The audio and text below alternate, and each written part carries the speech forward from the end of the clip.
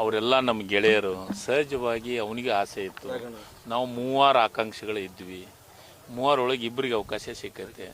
ರಾಘವೇಂದ್ರ ಇಟ್ನಾಳ್ ನನ್ನ ಸೋದರ, ಅದಕ್ಕೂ ಏನಾದರೂ ಪಕ್ಷದೊಳಗೆ ಜವಾಬ್ದಾರಿ ಕೊಡುವಂಥ ಕೆಲಸವನ್ನು ಮಾಡ್ತಾರೆ.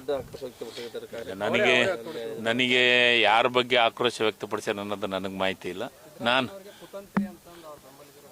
ನನಗೆ ಸಿದ್ದರಾಮಯ್ಯ ಸಾಹೇಬರು ಅಂಥ ಕೆಲಸ ಎಂದೂ ಮಾಡೋಕ್ಕೆ ಸಾಧ್ಯ ಇಲ್ಲ. ಅವರೊಬ್ಬ ಮಹಾ ದೊಡ್ಡ ನಾಯಕ ನಮ್ಮ ಪಾರ್ಟಿ ಒಳಗೆ. ಅವರು ಸಿದ್ದರಾಮಯ್ಯ ಸಾಹೇಬರು ನಮ್ಮ ಪಕ್ಷಕ್ಕೆ ಒಂದು ದೊಡ್ಡ ಶಕ್ತಿ. ಅವ್ರ ಬಗ್ಗೆ ಏನೋ ಸಣ್ಣ ಹುಡುಗರು ಮಾತಾಡ್ತಾರಂತಂದ್ರೆ ಕೇಳೋಕ್ಕಾಗತ್ತನ? ಯಾರಿಗೋ ತೃಪ್ತಿ ಪಡ್ಸಕ್ಕೆ ಮಾತಾಡೋದಲ್ಲ. ನಮ್ಮೊಬ್ಬ ಅದ್ಭುತವಾದಂಥ ನಾಯಕ ಆತ. ಅವ್ರ ಬಗ್ಗೆ ಯಾರೋ ಒಬ್ರು ಸಣ್ಣ ಹುಡುಗರು ಮಾತಾಡ್ತಿರ್ತಾರಲ್ಲ. ಈಗ ಮೊನ್ನೆ ಏನು ಇದು ನೀಟ್ ವಿಚಾರದೊಳಗೆ ಮೋದಿಯವರಿಗೆಲ್ಲ ಬೇದಾಡಿದ್ರು. ಬೇದಲ್ಲ, ಬೇಯಬಾರ್ದು.